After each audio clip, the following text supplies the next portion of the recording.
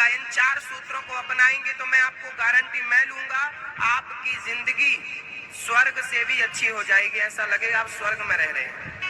वो 4 सूत्र दे रहा हूं, जिंदगी जीने की कला सिखा रहा हूं, सीखिए। सावधान है, सुनाऊं तो सुनिए। इन 4 चीजों को यदि आपने अपना लिया तो 1 महीने के अंदर आपकी जिंदगी नरक से स्वर्ग बन जाएगी। सारे क्लेश, सारे क्रों को अपनाना पड़ेगा। सुनिए, पहला सूत्र, सूत्र नंबर 1, या इन्हें आप गुरु मंत्र भी समझ सकते हैं। 4 गुरु मंत्र हैं, ये 4 मंत्र हैं, 4 शिक्षाएं हैं, 4 सूत्र हैं। पहला सूत्र है आपके लिए, आपकी जिंदगी निखारने के लिए, संवारने के लिए। पहला सूत्र, किसी भी हाल में रहो, किसी भी स्थिति में रहो, किसी भी परिस्थिति में भी रहो, किसी भी स्थिति में परिस्थिति में रहो, परमात्मा का स्मरण करते रहो। श्री राम जय राम जय जय राम, श्री राम जय राम का नित्य जाप करता है, श्री राम जय जय राम का, उसके घर में कलयुग की परछाई भी नहीं पड़ती जो इसका नित्य जाप करता है। श्री राम जय राम, सोते रहो, जागते रहो, काम करते रहो, आप स्नान करते रहो, बर्तन धुलते रहो, कपड़े धुलते, रोटी बनाते रहो, कुछ भी करो, आप पवित्रता के दिनों में भी हैं तो इस मंत्र को बंद नहीं करना, उसमें भी ये चालू ही रखना, साइलेंट होकर। अब बोलो श्री राम जय राम, मुंह से नहीं बोलना। सुमिरन ऐसा कीजिए खरे निशाने चोट, मन ईश्वर में लीन हो, जिह्वा हिले न होठ, होठ भी नहीं हिलना चाहिए, जिह्वा भी नहीं हिलना चाहिए, बिल्कुल चुप। अब मन को लगाओ, जाप में लगाओ, जरा करके प्रैक्टिकल करके देख लो। आंखें भी बंद कर सकते हो आप, कर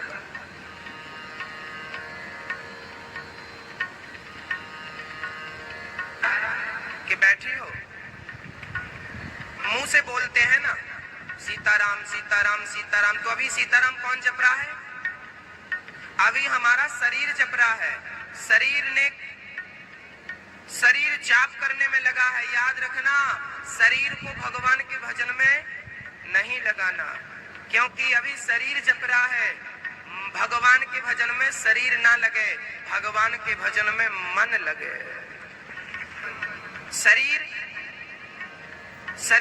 संसार की सेवा में लगा दो। शरीर को पति की सेवा, माँ बाप की सेवा, समाज की सेवा, अतिथि की सेवा, शरीर को संसार में लगा दो और संसार का हर काम करते हुए अपने मन को भगवान के चरणों में लगा कर रखो। हर की बंद हो रही है।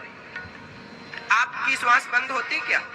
आप मेरे से बात करते हो तो ऐसा तो नहीं कि श्वास भूल जाती हो श्वास लेना, आप भूल जाते हो सांस। अच्छा, मैं आपसे बात कर रहा हूं तो शरीर में खून दौड़ रहा है कि नहीं? बराबर के चुप हो बैठा है, दौड़ रहा?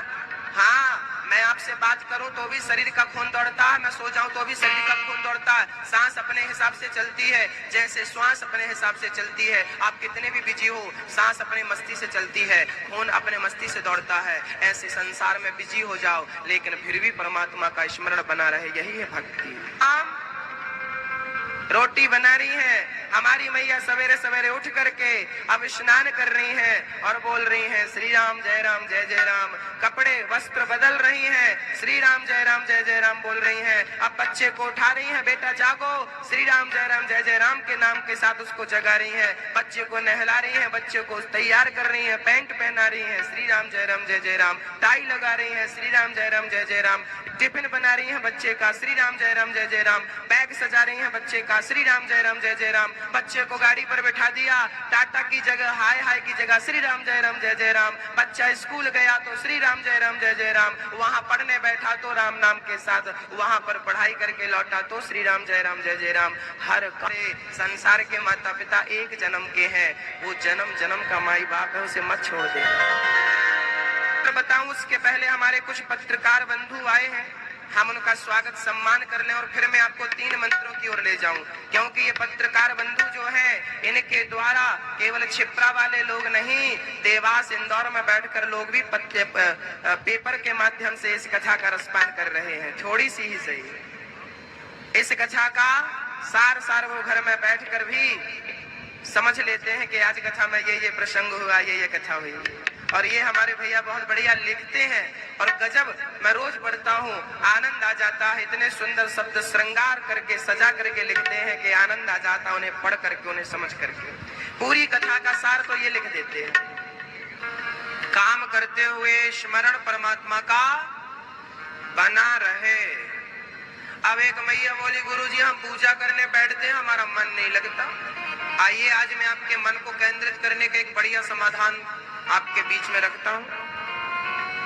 देखिए, मंदिर में जाते हैं, चाहे मंदिर में जाएं, चाहे आपने घर में छोड़, आपके घर में बहुत सारे भगवान होंगे। एक राम जी का या कृष्ण जी का या भगवान नारायण का आप जिससे प्रेम करते हैं। तो आज मैं आपको बताऊंगा, पत्नी जो होती है ना, पत्नी सेवा सबकी करती है, लेकिन समर्पण अपने पति पे करती है। ऐसे सेवा सारे देवी देवताओं की कर सकते हो, लेकिन इष्ट कौन? किसी के इष्ट राम जी हैं, किसी के इष्ट कृष्ण जी हैं, किसी के इष्ट विष्णु जी हैं, जी हनुमान जी अलग अलग नहीं है। इनको अलग अलग समझने की भूल ना करो। कैसे एक है? देखो, पानी के कितने नाम हैं?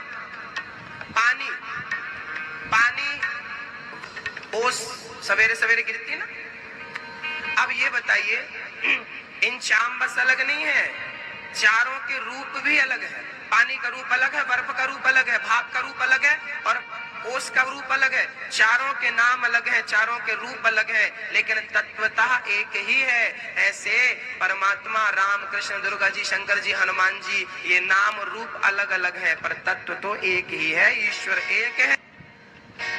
एक मैया बोली, भगवान तो 33 करोड़ है। 33 करोड़ नहीं होते, ईश्वर एक होता। अच्छा एक बात बताओ मैया, हमारा ये दाहिना हाथ, ये हमारे शरीर में ही है कि शरीर से अलग है? ये बायां हाथ शरीर में ही है कि अलग है? शरीर में ही किडनी है, आंख है, नाक है, सर है, गर्दन है, गला है, पीठ है, कंधे है, रीढ़ की हड्डी है, ब्लड है, सब कहाँ है? बोलिए, बोलो कहाँ है सब? सब शरीर के अंदर ही है ना। हाँ, जैसे एक ही शरीर में इतने देवी देवता उसी ब्रह्म के अंग हैं, उस ऐसे देखो ना।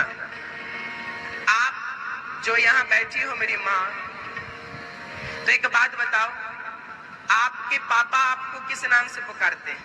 आपके पिताजी? बोलो।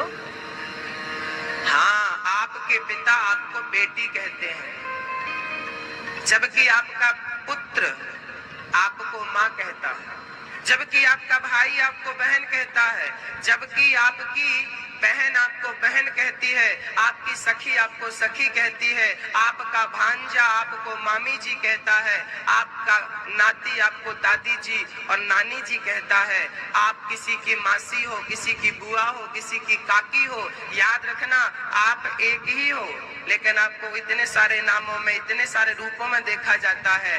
क्यों? क्योंकि आप तो एक हो, लेकिन आप एक आदमी बोला हमें ऐसा भगवान चाहिए जो बिल्कुल सीधा साधा हो, राम जी बोले मेरी टोली में आ जाओ। एक बोला हमें थोड़े नाचने कूदने वाला भगवान चाहिए, कन्हैया जी बोले तू मेरी पार्टी में आ। एक बोला कि हम तो थोड़ा भांग वांग चलाते, हमारे संग थोड़ा नशा वसा करने वाला हो कोई बढ़िया भांग, तो शंकर जी बोले आ जाओ। एक बोला मैं तो माँ का प्यार चाहता हूँ, माँ की गोद में सर रख के सोना चाहता हूँ, नवदुर्गा बोली मेरे पास आ जा। एक बोला मैं तो रोज जिम जाता हूँ, मेरे हिसाब का कोई भगवान दो, हनुमान जी बोले आजा छलांग लगा। की सब्जी है, मेथी की सब्जी है, लाल भाजी है और नाना प्रकार की भाजियां सब्जियां मिलती हैं। सारी सब्जियां पौष्टिक होती हैं, जो अच्छी लगे वो खाओ और अपना पेट भरो। ऐसे ही इतने सारे देवी देवता हैं, किसी एक में मन लगा लो, भवसागर से पार हो जाओगे। होती है, आप तो एक में बैठो और पार हो जाओ। किसी एक को पकड़ लो, राम को, कृष्ण को, शंकर जी को, विष्णु जी को पकड़ लो, पार हो जाओगे। बस इनमें से किसी को पकड़ना और किसी को मत पकड़ लेना। चलिए अब आगे की कहती हो तो महाराज जी हमारा मन बहुत भटकता है, हमारा मन यहाँ वहां भाग जाता है। आओ आज मैं बताऊं, आप ना एक काम करना, सबके सब आप राम जी से प्यार करती हो ना, कृष्ण जी से प्यार करती हो ना, एक काम करो, आज ना राम जी का या कृष्ण जी का एक चित्र खरीदना, बढ़िया सा चित्र। आपके घर में वैसे होगा, नहीं है तो खरीदना, एक चित्र खरीदना राम जी का, और अपने घर के सामने जहां मंदिर है, मंदिर में भगवान का चित्र रखना, और जब ध्यान लगाने बैठना तो आपकी नजर राम की नजर में हो, आप राम जी को देखते देखते फिर आंख बंद कर लो, फिर आंख बंद करके उसी को अंदर देखो, फिर आंख खोलो, फिर देखो भगवान को, फिर अंदर भगवान, आंख खोले तो सामने भगवान, आंख बंद हो तो वही झलक, और बस जिह्वा उनका नाम जपती रहे, आंखें आंखें आंखें उनका दर्शन करती रहे, हृदय उनका स्मरण करता रहे, मन को भटकने का मौका ही मत दो। आप मौका देते हो तो भटकता। कपिल मुनि ने सांख्य शास्त्र में अपनी मां को ज्ञान दिया, मां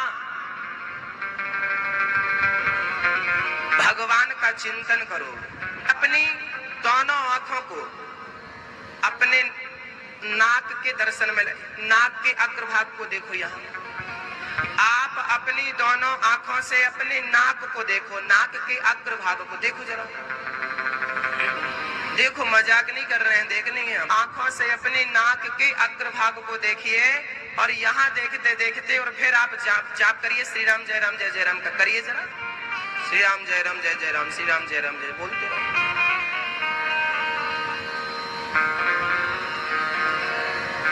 देखना आपको क्या लग रहा है, मैं मजाक कर रहा हूं?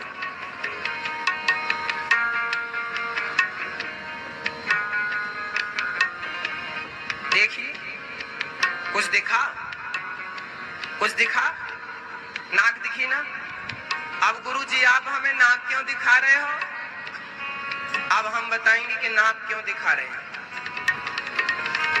एक बात बताओ, लोग हमेशा क्या बोलते हैं? तुमने हमारी नाक कटा दी, तुमने हमारी नाक कटा दी। और एक बात और है, मम्मी बोलती है कि गुरुजी इसका गुस्सा नाक में धरा रहता है, नाक में रखा रहता है। तो याद रखना, क्रोध कहाँ होता है? क्रोध कहाँ होता है? नाक में। आपने क्रोध को अपनी नाक में बिठा रखा है, आज से क्रोध को नाक से हटाइए और भगवान को अपनी नाक में बिठाइए। इस शरीर में एक नाक ही है जो सबसे आगे है। देख लो, नाक खड़े हो जाइए आप, और खड़े होकर देखिए, सबसे आगे शरीर में नाक ही है, और कुछ है ही नहीं। है कोई चीज आगे? है? शरीर के हर अंग में एक नाक ही है, जो हर प्राणी, स्त्री और पुरुष दोनों की नाक ही आगे है। तो आगे किसे बिठाना चाहिए, क्रोध को कि भगवान को? तो नाक में भगवान को बिठाओ, यहाँ नाक में भगवान को बिठाओ। हे प्रभु देखो ना, आंख के पास नाक में यहाँ भगवान रहेंगे तो बार बार ये आंख भगवान का दर्शन करती रहेगी, और भगवान तो देखो ना, यहाँ लोग कहते भगवान को हमने यहाँ बिठाया, तो यहाँ करने के देखो, देखो यहाँ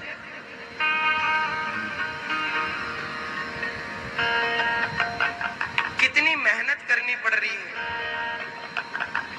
और उसके बाद भी नजर नहीं आता है। हृदय में भगवान तो है, नकारता नहीं हूं मैं, लेकिन हृदय में भी रहने दो और नाक में भी बिठा लो। क्या नुकसान क्या है ये बताओ?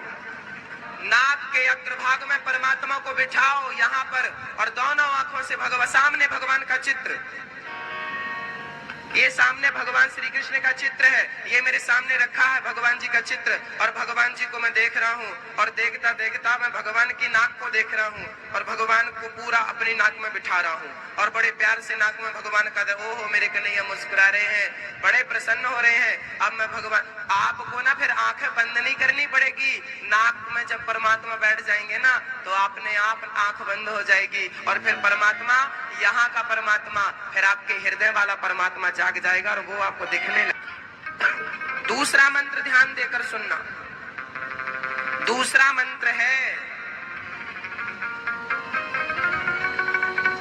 सदा प्रसन्न रहो। दूसरा मंत्र क्या है? सदा प्रसन्न रहो, सदा खुश रहो। मैया आप सदा दुखी रहती हो ना, सदा परेशान रहती हो। याद रखना मेरी माँ, सुख दुख आएंगे और जाएंगे, सुख दुख अखंड नहीं हो सकता, लेकिन प्रसन्नता तो अखंड होनी चाहिए। सदा प्रसन्न रहो। देते हैं, देने दो, देने दो गाली, हमें क्या रहना है? प्रसन्न रहना है। अरे देने दो ना गाली। आप हमें गाली देखो तो हमारा क्या बिगड़ जाएगा? कुछ बिगड़ने वाला है? गाली देने वाले का बिगड़ता है, गाली सुनने वाले का कभी कुछ नहीं बिगड़ता। हम आपकी प्रशंसा कर रहे हैं, आप बहुत अच्छी हो, बहुत सेवा करती हो, पति की बच्चों की बहुत जिम्मेदार नारी हो। आपकी जब मैं प्रशंसा करता हूँ ना, आप बहुत खुश होते हैं, लेकिन जब मैं आपकी आलोचना करता हूँ, आपकी बुराई करता हूँ, आप बड़े दुखी हो जाते, मेरी बुराई कर दी। अरे भाई, जब मैंने पढ़ाई करी थी तो मैंने पढ़ाई के साथ आपको क्या दिया था, और जब मैं बुराई कर रहा हूँ तो बुराई के साथ मैं आपका क्या छीन रहा हूँ, क्या ले रहा हूँ? यदि आप प्रशंसा सुनते समय प्रसन्न थे, तो आप बुराई सुनते समय, आलोचना सुनते समय भी प्रसन्न रहा करो। करने दो लोगों को आपकी आलोचना, आपको करने दो आपकी बुराई, कोई फर्क नहीं पड़ता। आपका स्वभाव प्रसन्न होना चाहिए, हमेशा प्रसन्न। राम जी के मंदिर में जाओ, राम जी प्रसन्न मुद्रा में बैठे। दुर्गा जी के मंदिर में जाओ, दुर्गा जी प्रसन्न मुद्रा में बैठी। आप किसी भी देवी देवता को देख लो, हर देवी देवता प्रसन्न मुद्रा में बैठे हैं। अरे और की तो छोड़ो, छोटा सा बच्चा 4 महीने का, 3 महीने का जब सोता है ना, तो सोता सोता हंसता। बोलो हंसता कि नहीं? देखा कभी? छोटा सा बच्चा, दादाजी आप भी सरवर हिलाओ, छोटा सा बच्चा आपने देखा होगा, 2 महीने का सोता सोता हंसता, खिलखिलाता। लो भैया, छोटा सा बच्चा वो सोते सोते हंस रहा है, और ये जाग कर भी नहीं हंस पा रहे हैं। कितना बड़ा दुर्भाग्य है। वो सोकर भी खुश है और ये जाग कर भी दुखी है। याद रखना, भगवान के घर से जब आप आए थे ना, तो आप तो इतने खुश थे, इतने खुश थे कि सोते सोते भी हंसते थे, लेकिन संसार में आकर इतना दुखी हो गए कि अब तो जागते जागते भी आपको हंसी नहीं आती। इसलिए याद रखो मेरे भाई, मेरी माँ, मेरी बहन, कि सुख दुख अखंड नहीं है। आज मैं सुखी हूँ तो कल दुखी हो जाऊंगा, और कल दुखी हूँ तो परसों मैं सुखी हो जाऊंगा। सुख दुख आते जाते हैं, इनका भरोसा नहीं कब सुख कब दुख। अरे सुख दुख आएंगे और जाएंगे, लेकिन हर हाल में प्रसन्न रहना आपकी महानता को दर्शाता है। आप महान व्यक्ति हैं, हर हाल में प्रसन्न रहते हैं। नदियां सूख जाती हैं, क्या समुद्र सूखता है? नदियों में बाढ़ आ जाती है, क्या समुद्र में बाढ़ आती है? ना, समुद्र अपने स्वभाव को कभी नहीं छोड़ता। ऐसे ही कितना भी धन धान्य से घर भर जाए और कितनी भी गरीबी आ जाए, लेकिन अपने स्वभाव पर स्थित रहना चाहिए। प्रसन्नता हमारा स्वभाव होना, हर हाल में प्रसन्न रहो। दूसरा गुरु मंत्र क्या है? मैया बोलो, खुश रहो। अच्छा, आपको खुश रहने के लिए क्या क्या जरूरी है? क्या जरूरी है? आपको खुश रहने के लिए एक ही चीज जरूरी है। आपके पास जो कुछ है, आप उसमें संतुष्ट रहेंगे तो सदा खुश रह पाएंगे, और आप असंतुष्ट रहेंगे तो सदा रोते रहेंगे। तो मेरी बात सुन लीजिएगा। और आज लास्ट दिन साल का, आज के बाद अब ये 2017 कभी वापस आने वाला नहीं। आज का ये दिन जिंदगी में कभी वापस आने वाला नहीं। आज का ये ज्ञान गांठ बांध के रखिए, आने वाले साल में, आने वाले आपकी जिंदगी में आपको ये काम आएगा। जाते जाते ये साल आपको कुछ देकर जा रहा है। ये साल मैं जा रहा हूँ, मैं जा रहा हूँ, लेकिन मैं जाते जाते आपको एक दिया बुझ रहा था, दिया बुझने लगा तो किसी ने कहा क्यों, रात भर जला, अब बुझने लगा। दिया बोला कोई फर्क नहीं पड़ता, मैं रात भर जला, जल करके हजारों को मार्ग दिखाया, अब मार्ग दिखा करके मैं बुझ भी गया तो कोई फर्क नहीं पड़ता। मैं बुझ तो रहा हूँ, लेकिन लोगों के रास्ते को रोशन कर चुका हूँ। मैं आपकी जिंदगी में ज्ञान, आपके हृदय में ज्ञान का संचार करना चाहता हूँ। और ये सन चला जाएगा, 2017 चला जाएगा, 2018 जो जनवरी आने वाली है, 1 जनवरी कल, ये हमारे नया वर्ष नहीं है। हमारा नया वर्ष चैत्र में आता है, लेकिन आज से, कल से सन जरूर बदल जाएगा, संवत नहीं बदलेगा।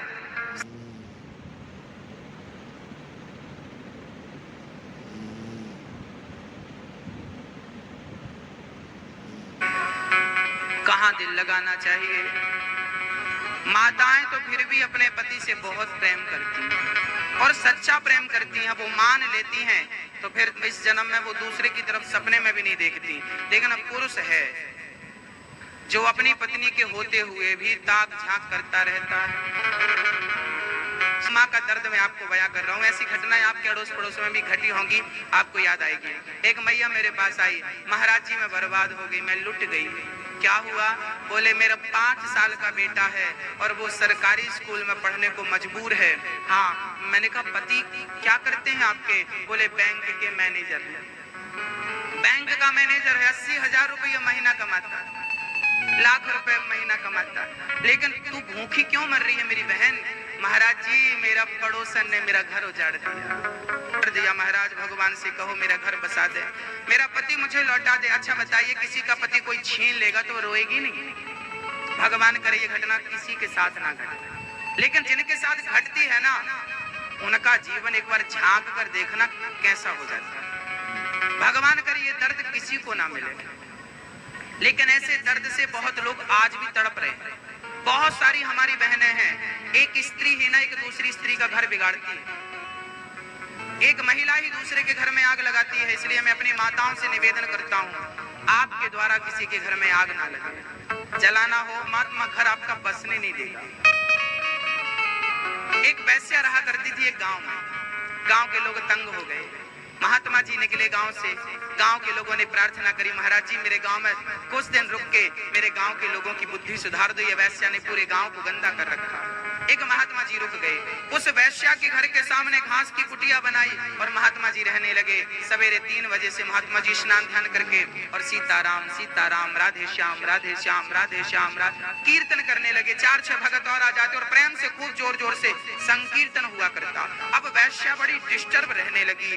4-5 दिन तो निकल गए, 5वें दिन वैश्या परेशान हो गई और वैश्या ने अपने यारों से कहा कि बाबा की कुटिया में आग लगा दो, ना कुटिया रहेगी ना बाबा रहेगा। तो वैश्या के यारों ने जाकर कुटिया में चुपके से आग लगा दी।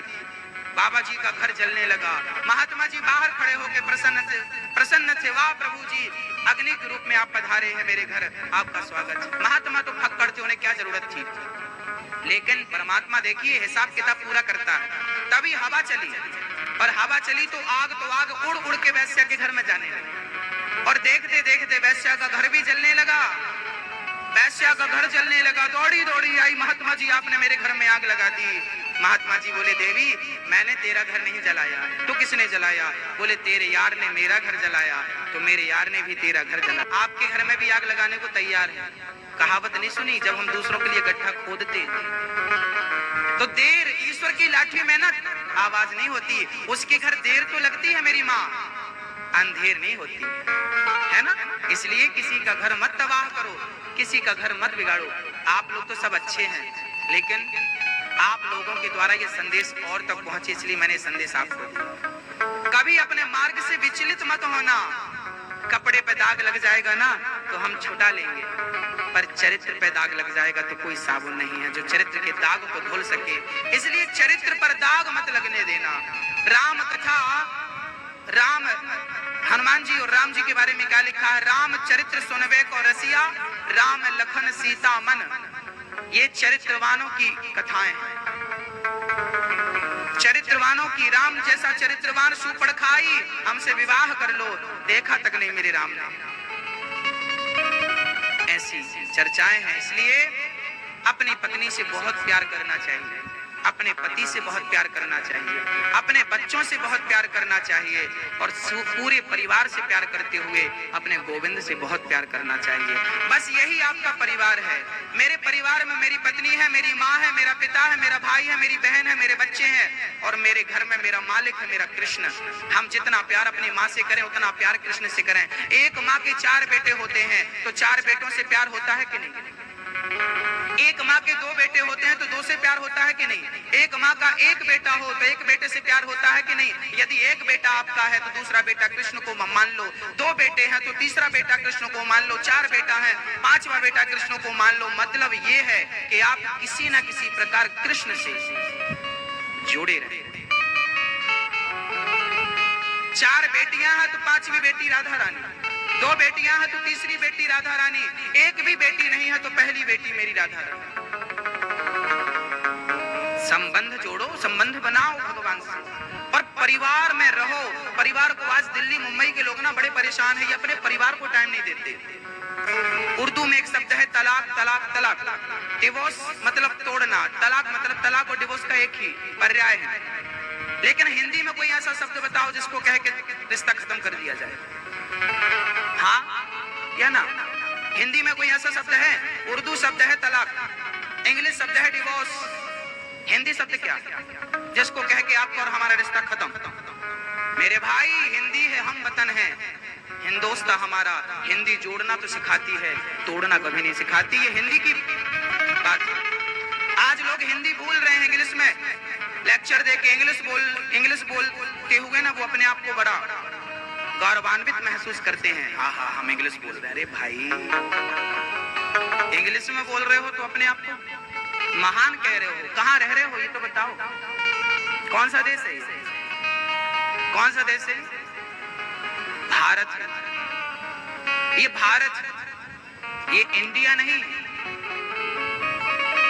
इडियटों का, अंग्रेज लोग जब हमारे देश में आए ना तब उन लोगों ने हमें इडियट कहा था। इडियट से इंडिया हो गया। हम हिंदुस्तानी हैं, हम भारतीय हैं, हम आर्यवर्त के जम्बो द्वीपे, भारत खंडे, भारतवर्ष ये हमारा देश है। यहाँ जोड़ना तो है, यहाँ तोड़ना नहीं है। हम लोग जोड़ने वाले, इसलिए अपने मातृभाषा से प्यार करिए, अपने वतन, अपने राष्ट्र, अपने देश से प्यार करिए, अपने परिवार से प्यार करिए, अपनी पत्नी को भरपूर समय दीजिए। केवल काम काम काम काम काम काम मत करिए, क्योंकि जब समय हाथ से, जब आपकी पत्नी मरेगी ना, हाँ जब आपकी पत्नी मरेगी, एक सज्जन को मैं जानता हूँ क्योंकि मेरे जीवन में बहुत अनुभव है। मेरे जीवन में मेरे एक शिष्य हैं, उनकी पत्नी जब 40 साल के वो हो गए ना, तो 40 साल की उम्र में उनकी पत्नी प्राणांत हो गया, चल बसी। वो मेरे पास आए, रोने लगे, महाराज जी मेरी पत्नी जब तक जिंदा थी मैंने कभी प्यार की निगाहों से देखा ही नहीं। हमेशा मारता रहा, दुत्कारता रहा, चिल्लाता रहा, चीखता रहा, उस पर शिकायत करता रहा, उससे लाख। आज जब मर गई ना, आज पता चला कि उसकी हमें कितनी आवश्यकता थी।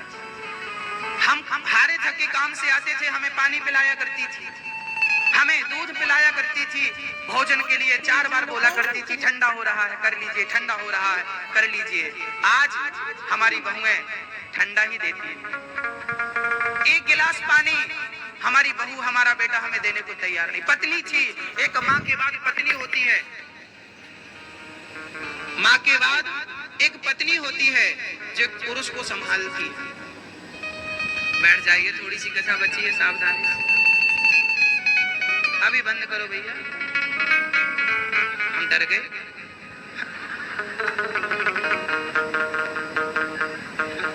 बैठ जाइए, सब बैठ जाइए। अच्छा नहीं लग रहा है आप लोगों को? प्रेम से सुन लीजिए मेरी माँ। जहां बैठे हो वहीं बैठे रहो, जहां हो वहीं से सुन लो। अब हो गई व्यवस्थाएं, अब केवल कथा की व्यवस्था सुनो। बड़े प्रेम से, जब तक पत्नी जिंदा होती है पत्नी की पुरुष कदर नहीं करता, उसे दुत्कारता रहता है, उसका अपमान तिरस्कार करता रहता है। जब मर जाती है ना तब उसके लिए रोता है। इसलिए सास जब मरती है ना तो सबसे ज्यादा कौन रोता है? सास के मरने में सबसे ज्यादा बहू रोती है। और वो भी फ्रंट में बैठ के रोती है। रोटी खाती थी, इसने एक रोटी नहीं खिलाई और मर गई, तो देखो कैसे बैठी रो रही है। कहो इससे क्यों रो रही है? तुझे शर्म नहीं आती, लज्जा नहीं आती? जब तक जिंदा थी गिलास भर पानी नहीं दिया साहब। अकेली बुढ़िया बनाती रही, खाती रही, कोई पूछने नहीं गए लोगों को। ये आंसू तुम दिखाना किसे चाह रहे हो? दुनिया वालों को? दुनिया वालों को क्या फर्क पड़ता है कि तुम्हारे आंसू कितने गिर रहे हैं? ईश्वर से तो डरो, वो तो देखने वाला है कि तुमने कितना अच्छा किसके साथ किया और कितना बुरा किसके साथ किया है ना। हम कहते हैं किसी के मरने में रोया मत करो। जब तक कोई जिंदा है, मैं जिंदा हूं, आप जिंदा हैं, जब तक लोग जिंदा है, मेरी पत्नी जिंदा है, मेरी माँ जिंदा है, मेरा पिता जिंदा है, मेरा परिवार जिंदा है, मेरा भाई जिंदा है, जब तक हमारे लोग जिंदा हैं, साथ में हैं, तब तक उनका सहयोग करो और कंधे से कंधे मिलाकर उनके साथ चलो। उनके हर सुख में, हर दुख में उनके साथ रहो, उनका साथ कभी मत छोड़ो। उन्हें जरूरत, यदि आपको भगवान ने सामर्थ्यवान बनाया है और आपके भाई को यदि 2 रुपए की जरूरत है तो प्यार से उसे 2 रुपए दे दो। जब वही भाई मर जाएगा ना तो रोएंगे, रोने के लिए, अरे रोने के लिए तो सारे लोग आ जाएंगे, लेकिन सहयोग करने के लिए आए क्या कोई? जब मुझे आपकी जरूरत थी तब क्या आए आप? नहीं आए। मरने पर तो दुश्मन भी आंसू बहा देता है, तो आंसू बहाना कौन सी बड़ी बात है? मैं जिंदा था, एक फूल नहीं दिया साहब, मर गए तो फूलों की माला पहना दी। जिंदा था, एक इतना सा कपड़ा नहीं दिया, मर गए तो शॉल उड़ा रहे हैं, गर्मी में चादर उड़ा रहे हैं। अब कहाँ जरूरत है? अपनी शॉल अपनी चादर अपने पास रखें। जिंदा थे, एक कदम साथ नहीं चला, stand, bus stand, railway station तक छोड़ने नहीं गया, और मर गए तो कंधे पे उठा उठा के शमशान तक ले जाता है। जिंदा थे, बेटा पानी नहीं पिलाया, मर गए तो खोपड़ी फोड़ करके घी पिलाता है, कपाल मोचन करता है। सारी फॉर्मेलिटियां मरने के बाद। लगता कभी कभी जी करता मर जाओ, बड़ा सम्मान मिलता मरने के बाद। आजकल तो शमशान भी बढ़िया बनवा दिए मोदी साहब ने। ऐसा लगता है चकाचक चमन हो गए पूरे शमशान। ओ बढ़िया टीन का सेट डल गया, बढ़िया चबूतरा बन गया। एक शमशान के ऊपर 8,000 रुपए। हमने कहा इस चक्कर में कोई मरना जाना। हालत बड़ी गंभीर है। रियल की तरफ हम नहीं बढ़ते, यथार्थ की तरफ हम नहीं बढ़ते, हम फॉर्मेलिटियों पर अटके रहते हैं। फॉर्मेलिटी, मरना है, मर गया ना, अब चलो।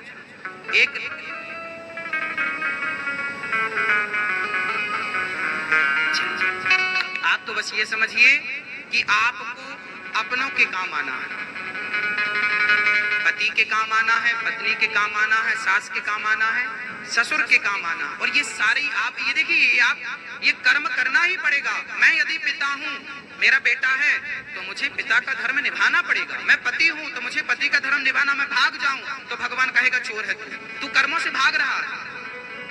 तू अपनी जिम्मेदारियों से ना, जिम्मेदारियों से भागना, भाग कर चोर मत बन जाइए।